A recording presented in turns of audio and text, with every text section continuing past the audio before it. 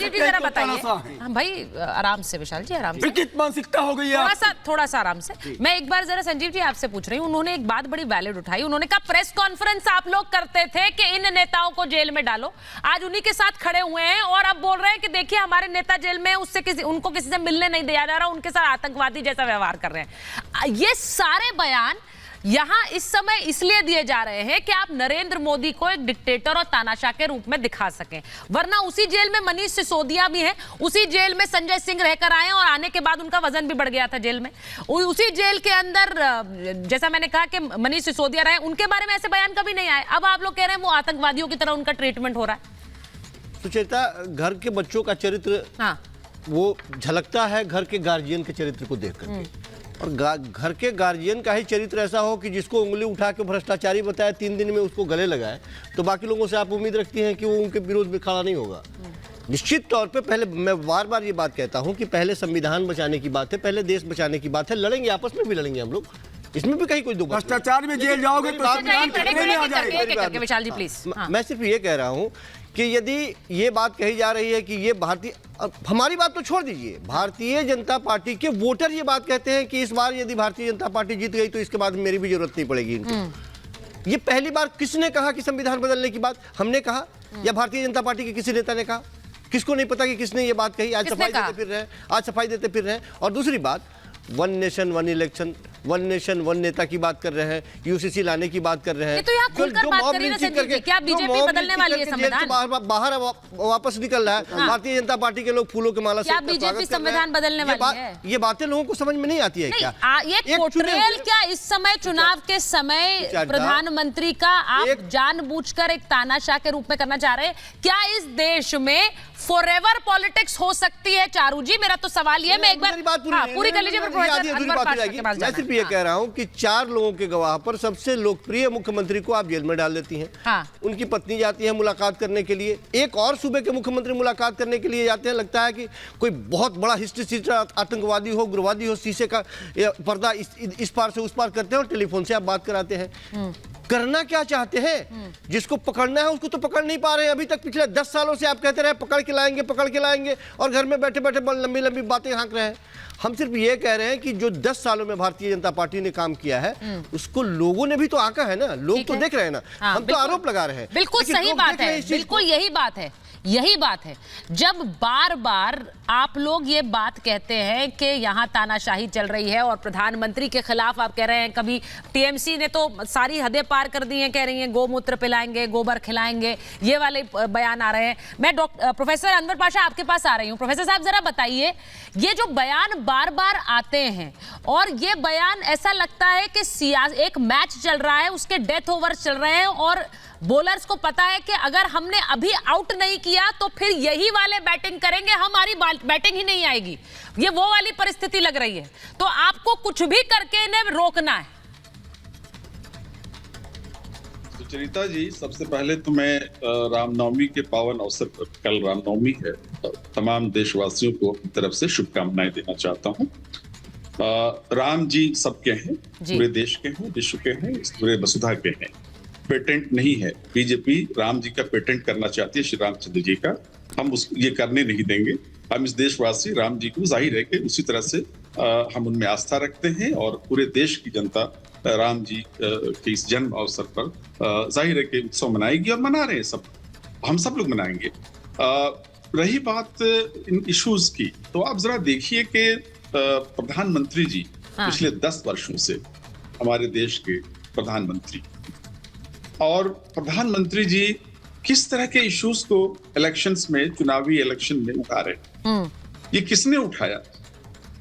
ये जो संविधान की बात है, ये कब इनका रिएक्शन आया? हमारे शीर्ष नेता श्री लालू प्रसाद यादव जी ने जब ये कहा कि खबरदार, किसी ने अगर बाबा साहब अम्बेडकर के बनाए हुए संविधान की तरफ नजर उठाया, बदलने की कोशिश की, हम उसकी आंखें निकाल लेंगे।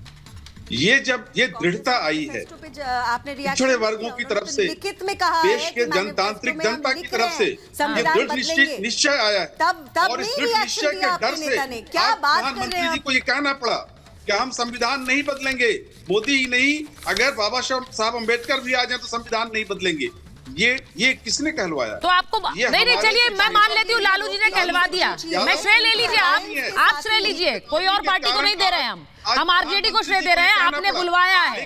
तो जब बुलवा दिया, जब उन्होंने मंच से कह दिया, तो फिर तो ये बात खत्म हो गई कि संविधान नहीं बदल रहा है, फिर बार बार वही वार क्यों चलता है? चरिता जी, हाँ। आप हमें 10 सेकंड दीजिए। बोलिए 10 सेकंड। संविधान के बारे में दुनिया जानती है, देश पूरा जानता है कि संविधान के बारे में कोई आस्था भारतीय जनता पार्टी की संविधान में नहीं है, कोई विश्वास भारतीय। ये बहुत बड़ा आरोप लगा रहे हैं आप, ऐसे कैसे बोल सकते हैं कि किसी की संविधान में योगदान नहीं है? नहीं प्रोफेसर साहब, ये आपके बारे में वो बोल सकते हैं, आप उनके बारे में बोल सकते हैं, लेकिन ये कहना कि किसी की आस्था नहीं है संविधान में तो बहुत बड़ा आरोप है। मैं इस पर बात कर लेती हूँ, एक बड़ी खबर है, जरा अपने दर्शकों को बता दूं कि रणदीप सुरजेवाला पर चुनाव आयोग की कार्रवाई हुई है। आपको याद होगा हेमा मालिनी पर जो बयान उन्होंने दिया था, रणदीप सुरजेवाला पर अगले 48 घंटे प्रचार करने पर बैन लगा दिया इलेक्शन कमीशन ने।